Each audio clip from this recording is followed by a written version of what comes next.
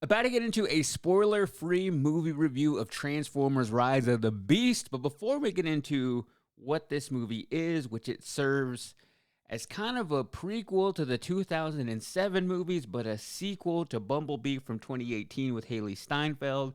Before we get into talking about this movie, I want to tell you about my relationship with the Transformers movies. Going back to the year of 2007, 16-year-old me who was highly impressionable, living in the greatest year of movies.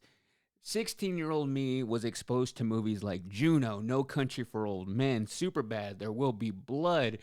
There's a TMNT movie. There was I Am Legend, Shrek the Third, The Simpsons movie, Knocked Up. All came out in 2007.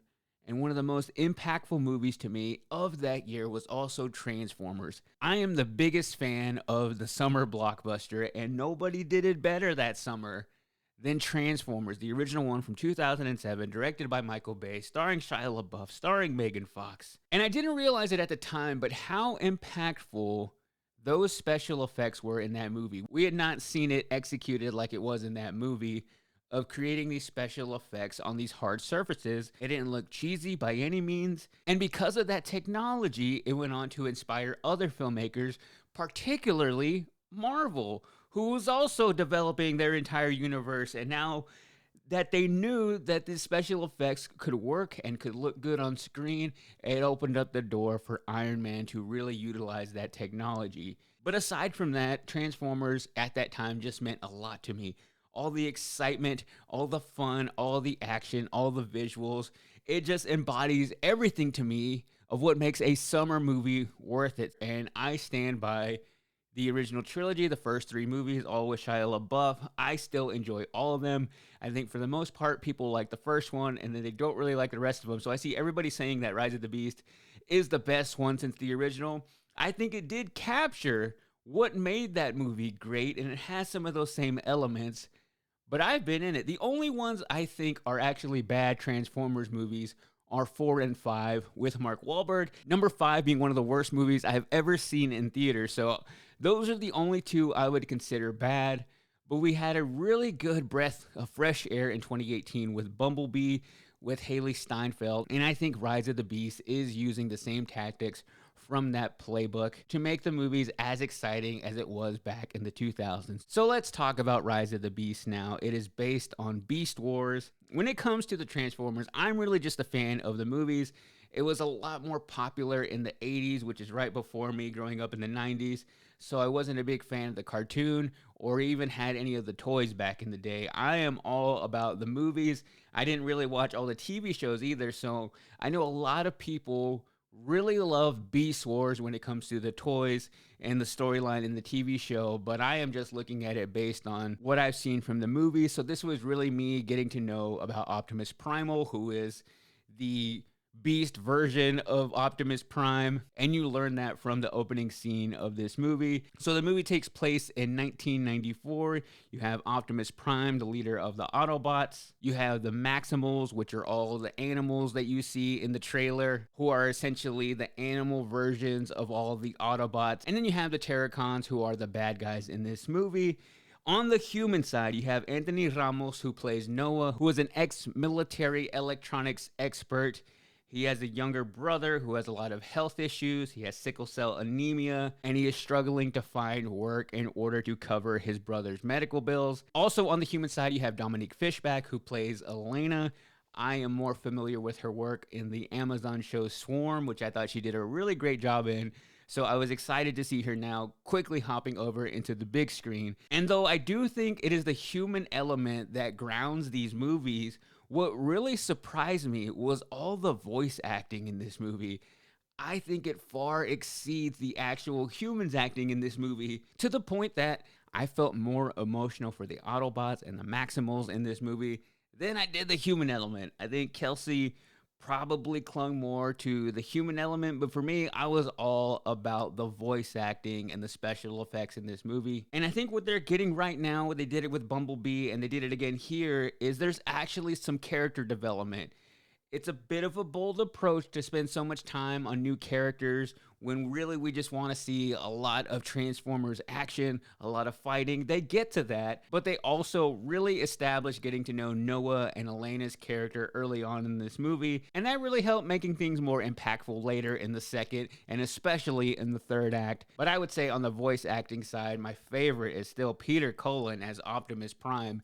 Hearing his voice in a full movie theater in June just feels right. That feels like summer to me. That feels like what I go to the movies for. Hearing the rumble of his deep voice as Optimus Prime, as the leader of the Autobots, is what I crave in a Transformers movie. And the thing that surprised me that I thought was just a lazy casting tactic to get people interested in this movie, but it was Pete Davidson as Mirage, who you first see him disguised as a Porsche and then fully shows all of the cool things he can do with making these Mirages. And I thought he was just going to give a really phoned in performance, and he was just like, I'll do a Transformers movie on a Tuesday, and that's the Pete Davidson we were going to get. But I felt like a lot of his humor shined through and even had me believing that maybe he wrote his own lines or threw his own ad-libs in there that showed a lot of his personality. And it's not that I don't like him as a person, don't like him as an actor. I think he's hilarious. I've maybe just had a lot of him in my newsfeed lately that I was just thinking that, Pete Davidson isn't really going to show up in this movie. He did. So seeing him as this new character, Mirage, was my second favorite part next to Optimus Prime, because you're not going to take that slot from me. I think the reason I have such an attachment to Optimus Prime is because I just love him as a leader. And when he is in disguise as the 18-wheeler, it reminds me of the truck my dad had as his very first 18-wheeler. My dad has been a truck driver for, I guess, over 30 years, because if I'm 31, about to be 32, he was truck driving way before I was born. So he has been probably 35, close to 40 years on the roads. And the very first truck he had, I only remember it from old pictures, but it looks exactly like Optimus Prime. It was red with a splash of blue. And every time I see it on screen, I think, man, if only my dad was into movies. My dad does not watch any movie whatsoever, unless it's an old 80s action movie that he doesn't really have to pay a whole lot of attention to. But I was just watching this movie thinking, man, if my dad was into Transformers movies, he would love Optimus Prime. So what this movie ends up being about is the Maximals have beef with the Terracons, and they are trying to gain back this key that can open up this portal. The Maximals took it with them to Earth, hid it there, and then themselves hid up until the point that it has been discovered, and that is where Elena's character comes in, because the artifact gets shipped to her museum. And that's when everything hits the fan. The Terracons realize where it is, so they come to Earth. The Autobots come out, and they all have to come together, because if the bad guys get it, things are going to be bad. And if the Autobots can get their hands on it, they can find a way to go back home, which is usually the theme in the Transformers movies. The Transformers are hiding until there's an opening for them to go home, and there's always some crazy artifact that they have to get their hands on. So like I said, I was oddly hyped for this movie, and maybe those high expectations had me wanting just a little bit more from the plot, even though I was entertained for the entire 2 hours. To me, they flew by.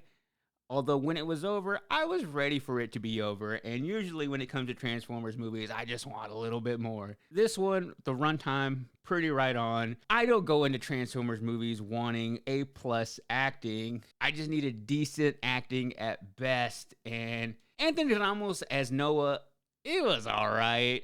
I wasn't really a fan of him and In the Heights, so I wanted to give him a chance in this movie. But you can tell that it is probably hard to act to nobody. He is in a scene where it's all Autobots around him, and I very much notice how hard that is for him, because I don't really feel his emotions. It just sounds like he is reciting lines at points. I didn't really feel an emotional connection to his character.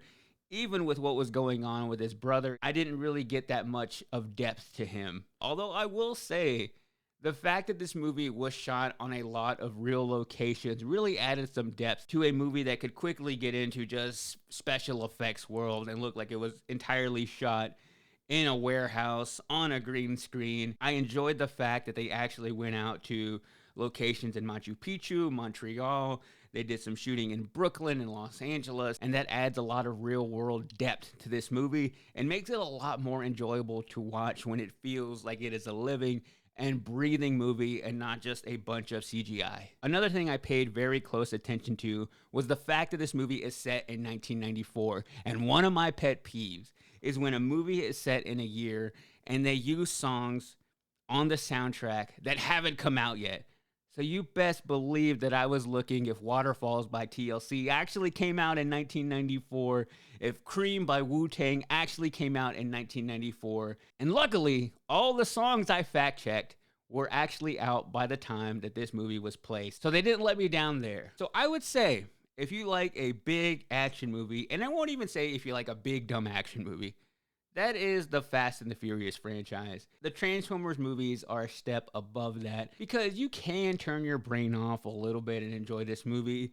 There's not a whole lot of layers to it. There's not a whole lot of big plot points that they're trying to really drive home. And although they're not trying to push the envelope and really change cinema with this movie, it is just providing a very big, fun adventure for you, your friends, your family to go on. So if you're a fan of the original Transformers movies, I think you're really going to enjoy this one because I sure did.